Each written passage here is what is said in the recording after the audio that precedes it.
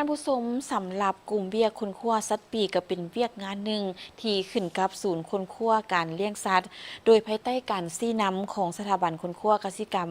ป่าไม้และพัฒนาชนบทซึ่งคนคั่วเกี่ยวกับการนำไส้เทคโนโลยีในการเลี้ยงสัตว์ปีก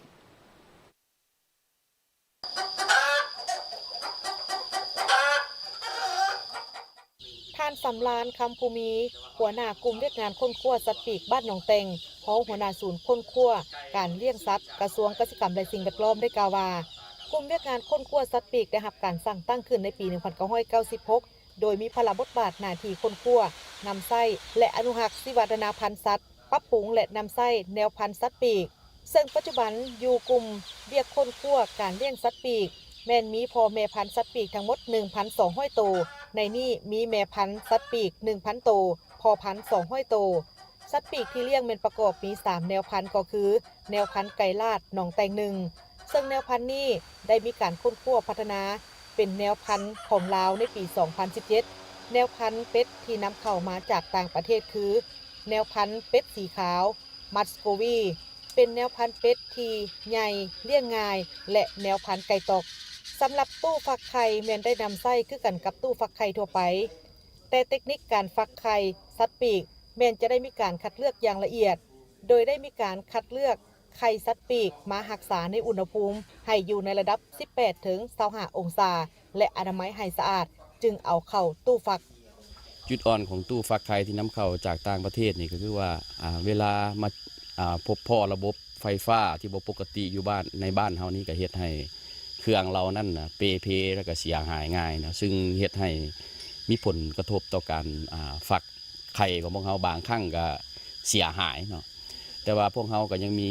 ความโชคดีที่ว่าทางพนักงานวิชาการของพวกเฮานี่มีความเชี่ยวชาญทางด้านการซ่อมแปลงตู้ฟักไข่โดยเฉพาะหลังจากเปเพแล้วพวกเขาเจ้าก็ได้มาดัดแก้ตู้ฟักไข่ให้เป็นระบบที่ว่าจากระบบที่ยุ่งยากในระบบของต่างประเทศนำไส้โดยเฉพาะเครื่องอิเล็กทรอนิกส์ที่ว่าควบคุมต่างๆมาเป็นระบบที่ว่าแบบง่ายดายแบบธรรมดาแต่ว่าประสิทธิภาพการฟักไข่ก็บ่ได้ลดลงเนาะคือประสิทธิภาพในการฟักไข่ของพวกเฮานี้โดยเฉพาะเป็นไข่ไก่นี่อยู่ในระดับการเปอร์เซ็นต์การแตกนี่ประมาณอยู่ 80%สำหรับไข่เป็ดนี่เปอร์เซ็นต์การแตกอยู่ในระหว่าง 50-60% เนาะแต่ว่าพวกเขาก็สามารถเขาเรียกว่าดัดแก้ได้เนาะดัดแก้ตู้ฟักที่ว่านำเข้าจากต่างประเทศเพราะว่าเวลาเปเพมาเครื่องอะไรซอกซื้อบ่มีเนาะอยู่บ้านเขาก็ได้มาดัดแก้มาปรับปรุงเอาตามเงื่อนไขหรือว่าตามวัตถุอุปกรณ์ที่ว่าสามารถเปลี่ยนแทนได้ในบ้านเขาที่ว่ามีแล้วก็ก่อนจะเอาเข้าตู้เนาะอนามัยแล้วคันท่าว่าอยากฆ่าเชื้ออีกนึงเราต้องมีการคุมควรกระเซ็นใส่ฟอร์มาลินแล้วก็เป็นกระดาษหันเนาะคุมควรแล้วก็เวลาเข้าตู้ไข่ไก่ลาดมันนี่จะฟักได้อยู่มื้อที่7จะได้ส่งเดือนที่1แล้วก็ส่งเดือนที่2มื้อที่18 วันมันจะเริ่มจอปอเนาะแล้วมื้อที่21จะเป็นเอาลงกองระบาดแล้วเราไข่ไก่เนาะคณะไข่ไก่ตกจะเป็นมื้อที่ก็ส่งคือกันเนาะ7 วันแล้วก็14 วันแล้วก็มื้อที่26เนาะจะเริ่มจอปอแล้วมื้อที่28จะได้เอาลงกองระบาดสำหรับไข่เป็ดก็แม่นส่งคือกันเนาะ7 วัน14 วันคือกันแล้วก็เวลาอายุการฟักจะยาวกว่าไข่ไก่เราเรียกเนาะประมาณไลซีเรียกับประมาณ35 วันวันที่30จะเริ่มจบปอคันท่าว่าไข่เป็ดนี่เราจะได้อยู่ประมาณ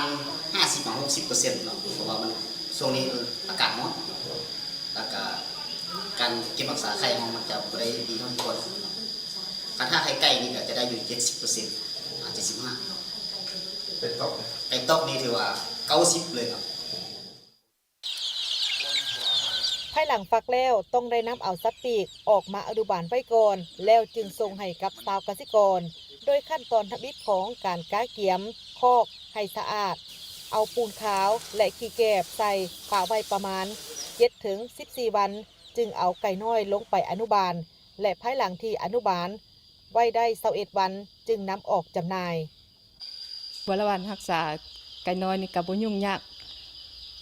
เพราะว่าเฮาก็มาแต่ละมื้อเฮาก็มาอนามัยให้อาหารล้างตุกน้ำล้างหางอาหาร แล้วก็ให้ความอบอุ่นมัน หลังจากให้ความอุ่นประมาณคันแม่นฤดูร้อนเฮาสิประมาณ 8-9 โมงเฮาก็สิมอดคันแม่นฤดูหนาวเฮาก็ประมาณ 10-11 โมงเฮาสิมอดมันเพราะว่าอากาศมันเย็นเด้ช่วงนั้นเฮาสิตอบสนองทั่วไป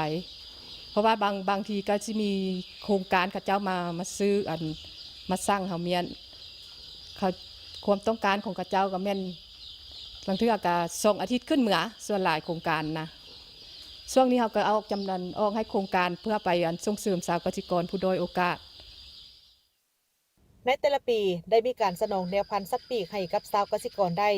27,000 กว่าตัวและในแผนการต่อหน้าแม้นจะได้มีการยกระดับการผลิตแนวพันธุ์ให้ได้อย่างน้อยปีหนึ่งให้ได้ 35,000 ถึง 40,000 ตัว